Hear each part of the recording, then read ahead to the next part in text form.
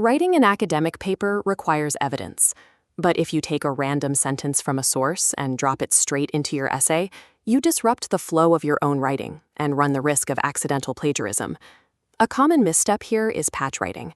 That is when you swap out a few nouns for synonyms, change a verb, and call it your own work.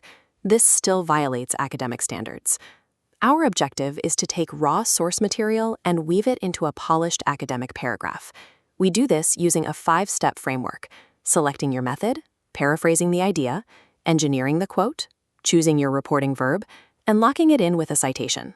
This integration ensures that every piece of evidence you use reinforces your specific position.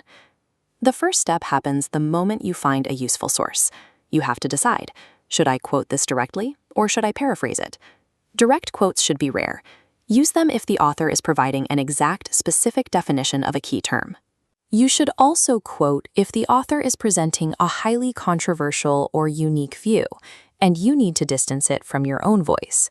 And finally, quote if the original phrasing is so exceptional that changing the words would drain its impact. If your source material does not meet one of those 3 exact criteria, you must paraphrase it. Defaulting to a paraphrase does something important. It proves to the grader that you actually comprehend the material, rather than just knowing how to hit copy and paste on your keyboard. A true paraphrase conveys the original meaning of the source, but it relies on entirely new sentence architecture.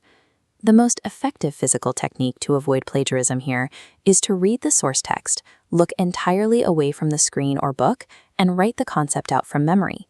Evaluating work against these questions reveals the danger of a bad paraphrase. Swapping verbs and nouns while keeping original sentence structure is plagiarism. A successful paraphrase completely rebuilds the grammar.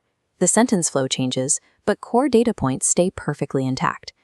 Even with a new structure, your finished paraphrase should remain roughly the same length as the original source text. This structural rewrite allows you to absorb the author's concept into your own unique writing voice, creating a smooth reading experience. Sometimes you will need those exact words. This brings us to the alternative method, direct quotation. The biggest mistake here is clunky quoting, dropping a complete sentence from a book into the middle of your own paragraph, creating a jarring grammatical collision. To engineer a smooth fit, you can use brackets to slightly alter a pronoun or a verb tense inside the quote, so it matches the grammar of your lead-in sentence. If the original quote contains unnecessary filler text in the middle, you can use an ellipsis to cut that section out and keep the evidence punchy. Ultimately, if the quotation marks were invisible, the sentence should still be grammatically perfect. With your evidence formatted, we reach step 4, connecting it to your essay using reporting verbs. Defaulting to words like says or writes weakens your position. A reporting verb acts as a signal. It tells the reader how the original author feels about their own data and how confident they are in their findings. You can choose neutral verbs like describes, verbs that argue for an issue like maintains, or verbs that argue against it like disputes. Your choice frames the context of the sentence. Finally, step 5, the academic citation. Your evidence sequence is incomplete until the source is properly referenced. You have 2 main options here.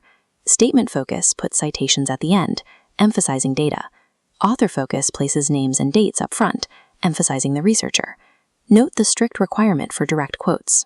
Unlike paraphrasing, using exact words almost always requires a specific page number. Precise verbs signal the author's stance, while accurate citations provide a clear audit trail back to the original source. We started with a blank page and a raw piece of source text. By following these steps, we've built a cohesive structure. Let's break down this example. The student establishes their original claim about inequality at the top. Then they introduce the source with the reporting verb stated, follow it with a bracket-adjusted quote, and close with a proper page number citation. Open your current essay draft, find a loose claim that lacks support, and apply this 5-step framework to anchor it with a verified source.